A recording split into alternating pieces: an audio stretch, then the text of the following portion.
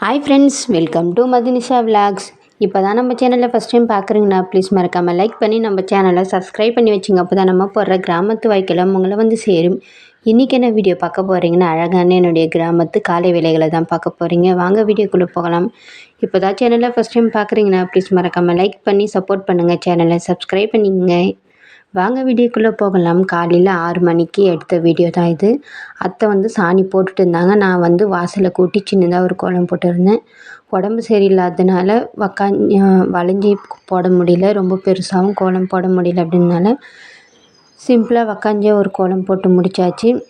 இது வந்து வியாழக்கிழமை காலையில் எடுத்த வீடியோ தான். நிறைய பேர் கேட்டிருந்தீங்க, உடம்பு எப்படி இருக்குது, பரவாயில்லையா, ஃபஸ்ட்டு உடம்பு பார்த்துங்க அப்படின்ற மாதிரி. எல்லாருக்குமே ரொம்பவுமே நன்றி.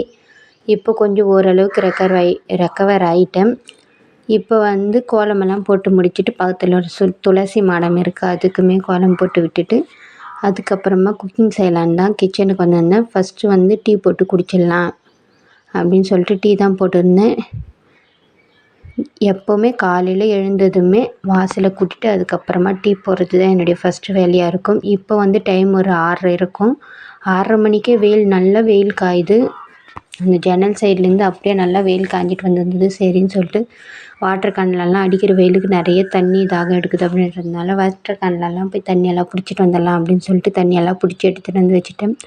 தவளை குடத்துலலாம் எடுத்துகிட்டு வந்து தண்ணி பிடிச்சி வச்சாச்சு, எல்லாத்தையும் மூடி வச்சாச்சு. இதுக்கப்புறம் சமைச்சிட்டு வீடை கூட்டிகிட்டு பாத்திரம் கொஞ்சம் இருக்கும், அதை மட்டும் கழுவி முடிச்சுட்டா காலை வேலை. கொஞ்சம் துணி இருக்குது, அது துவைச்சி முடிச்சுட்டா காலை வேலை முடிஞ்சிடும்.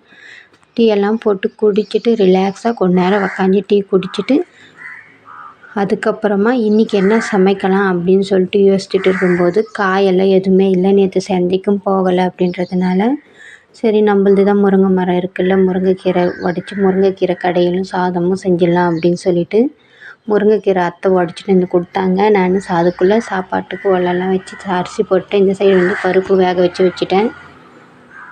அதுக்கப்புறம் இந்த முருங்கைக்கீரை உருகலாம் அப்படின்னு சொல்லிட்டு முருங்கைக்கீரை உருகுது தான் பெரிய வேலையே எனக்கு. அதுவும் காலையில் உக்காஞ்சி உருகுறது கொஞ்சம் கஷ்டமாக இருக்கும்.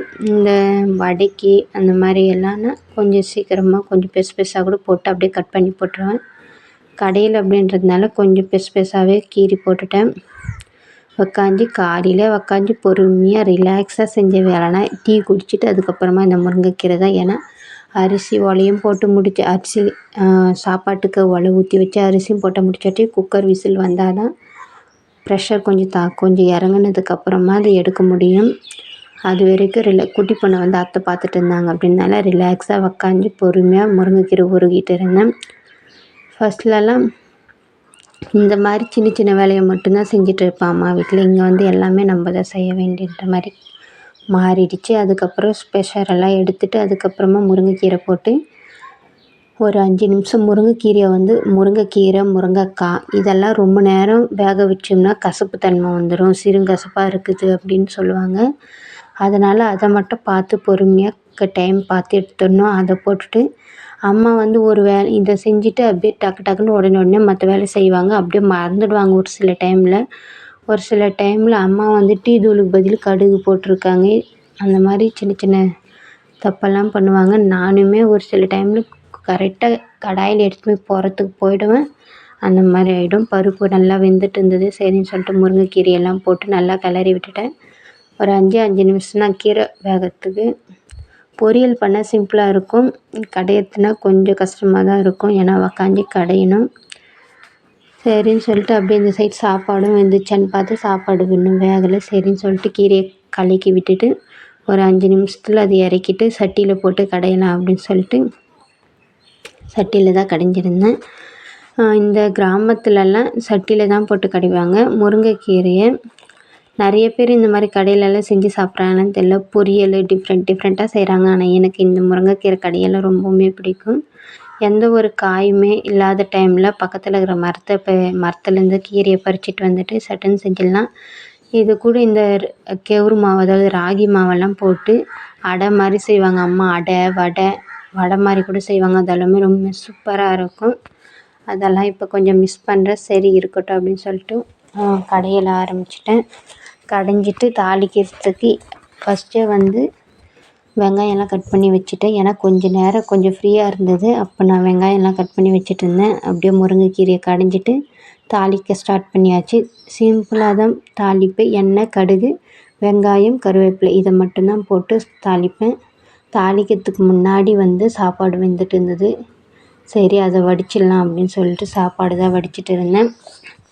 நான் எப்போவுமே இந்த வடித்த சாதம் தான் செய்வேனே. அதே மாதிரி குக்கரில் செய்யணும் தாளிச்சி சாதம் அப்படின்னா குக்கரில் செஞ்சுடுவேன். இது ரெண்டும் தான் எனக்கு ஈஸியாக இருக்குமே.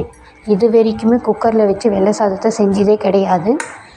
இந்த மாதிரி வடித்து செஞ்சுடுவேன். தாளித்த சாதம் மட்டும் குக்கரில் வச்சு அதுவும் தாளித்த சாதம்னா எனக்கு கொஞ்சம் குழைவாக இருந்தால் தான் பிடிக்குமே. இந்த தக்காளி சாதம், அதுக்கப்புறம் பிரிஞ்சி, புலாவு இதெல்லாம் இருக்குங்க இல்லைங்களா, தேங்காய் பால் சாதம் இதெல்லாம் கொஞ்சம் குழைவாக இருந்தால் எனக்கு ரொம்ப பிடிக்கும். பொங்கல் இதெல்லாம் ஒரு சிலருக்கெல்லாம் அப்படியே உதிரி உதிரியாக இருந்தால் தான் பிடிக்கும்.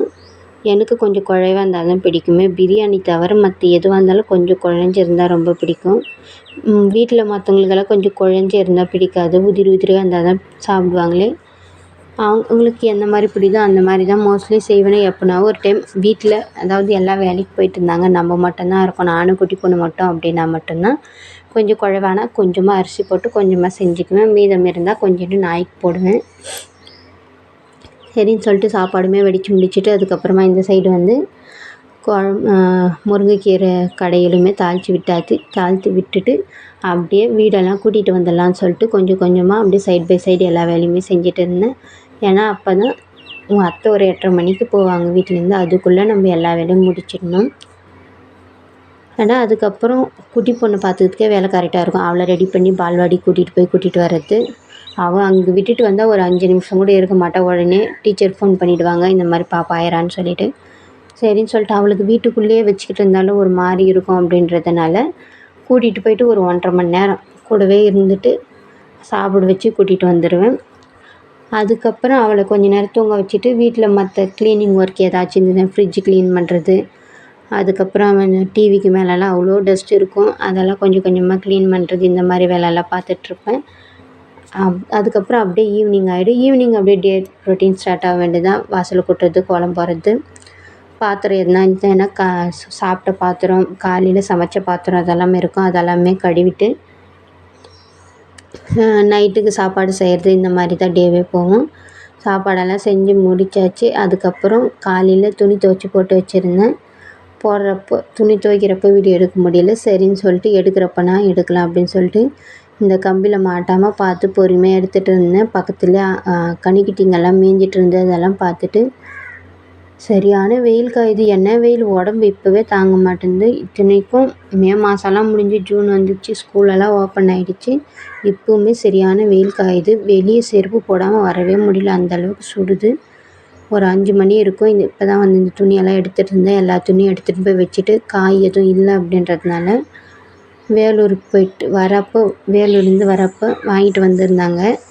என்னென்ன காய் வாங்கிட்டு வந்தாங்கன்னா சின்ன வெங்காயம், தக்காளி, கொஞ்சம் எனக்கு பிடிக்கவே பிடிக்காத அவரைக்காய், பீன்ஸு, கொஞ்சம் பிஸ்கெட்டும் வாங்கிட்டு வந்திருந்தாங்க. அதெல்லாமே எடுத்து ஃப்ரிட்ஜில் வைக்க வேண்டியது. ஃப்ரிட்ஜிலையும் பாக்ஸில் போட வேண்டியது. பாக்ஸ்லேயும் போட்டு வச்சாச்சு. இந்த வீடியோ பிடிச்சிருந்தா லைக் பண்ணி சேனலை சப்ஸ்கிரைப் பண்ணிங்க. தேங்க்யூ.